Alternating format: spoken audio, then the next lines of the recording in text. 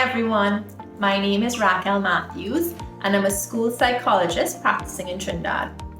I've gotten this great opportunity from the women of Soroptimist International Esperance to just shoot a short little video celebrating Mental Health Awareness Week, which will be celebrated May 18th to May 24th, 2020, where the theme is kindness. So before we get into all that good stuff about kindness, let's just talk a little bit about mental health, a little bit. Mental health is your emotional, your psychological, and your social well-being. So this means it impacts the way you think, the way you act, the way you feel every single day. So I guarantee you, all of you out there have had at least one bad mental health day where maybe you're overthinking something and it's worrying you. Maybe you're just feeling down and a little sluggish and tired, or you're just not focusing very well and it's really hard to concentrate. That's a bad mental health day. So this is why it is so important to be kind, because you just never know what somebody is going through. We preach kindness, we practice kindness all around the world, but can we define kindness? Of course we can. Kindness is doing something for yourself or for others that is motivated by a genuine, that's an important word, people, a genuine desire to make a positive difference. So it's a selfless, heartful act. But why is kindness so important? Well, the first reason why is it makes you feel good.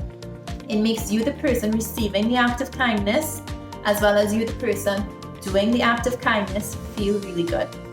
The person who is receiving that act of kindness is going to possibly feel noticed, they're going to feel important, and they're going to feel cared for at least.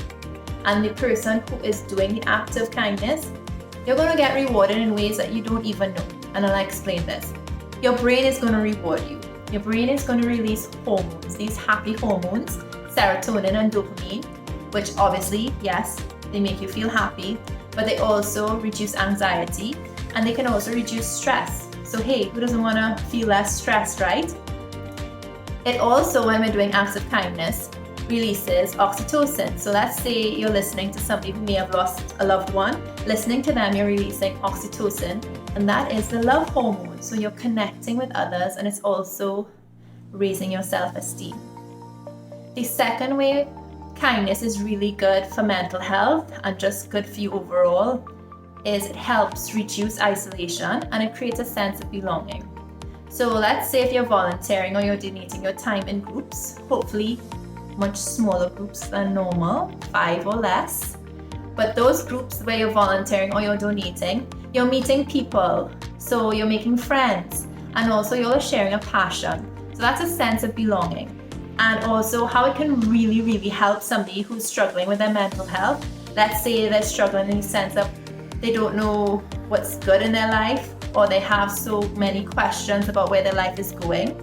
Being part of something like being kind and donating or volunteering your time gives you a sense of purpose, and that's really important for just carrying on every day, making yourself feel good, and you have a purpose to continue on and push through.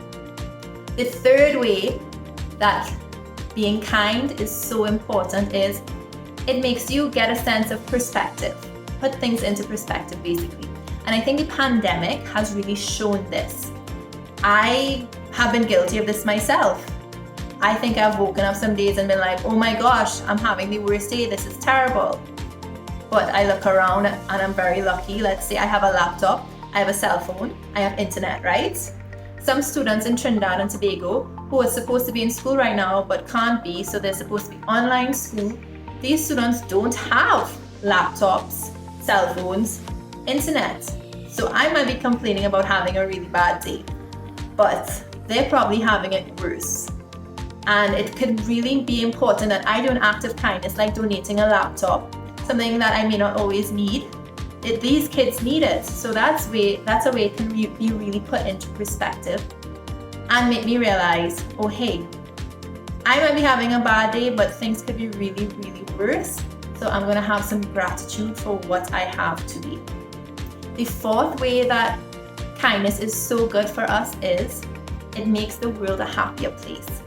Kindness is contagious. And that's the kind of contagious we need right now in COVID-19. And what I mean by this is one kind act typically gets followed by another kind act. So think about it. If somebody's held the door open for you in a building, more than likely when you're leaving that building, you felt so good about that door being held open for you. You're going to hold that door open for somebody else. And then they might hold that door open for somebody else. And it's just going to continue and continue. So that act of kindness you received, you paid it forward. So now we have people just being kind and being happy everywhere we go. Who doesn't want that, right? The other and last way that kindness is so good for us is if you're kind to others, you're being good to yourself. You're getting all those good hormones being released to make you feel good, and you're also being selfless, being genuine, and you're caring for somebody else, which is really important. So please, be kind. I'm going to challenge you all out there. Be kind to others. So pay attention to what you're saying. Watch your facial expressions. I know us Trinidadians, we love to screw up our face, or we like to say, oh God, things aren't so bad.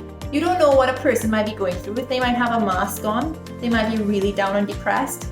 Just, well, we can't get too close, but if you can, just touch them on the shoulder and be like, hey, how you doing? Are you good? You never know how you might brighten up somebody's day.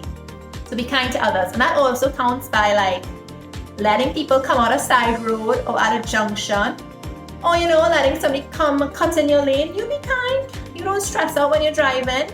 That's all good stuff for you. And then secondly, I'm going to challenge you. Be kind to yourself. Invest in yourself. So forgive your mistakes. Forgive any guilt you might be feeling. Let's say, I know a lot of people are complaining about what they've been eating. Forgive yourself. You have a whole new day tomorrow. Right now, just invest in you.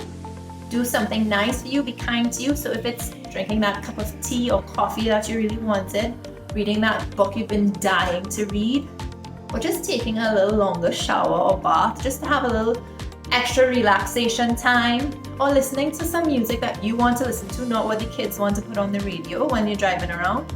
That's for you. Be kind to you.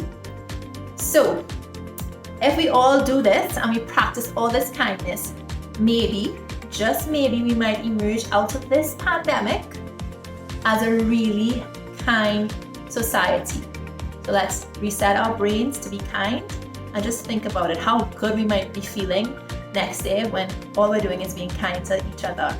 So on behalf of myself and the women of Soroptimist International Esperance, take care and be kind.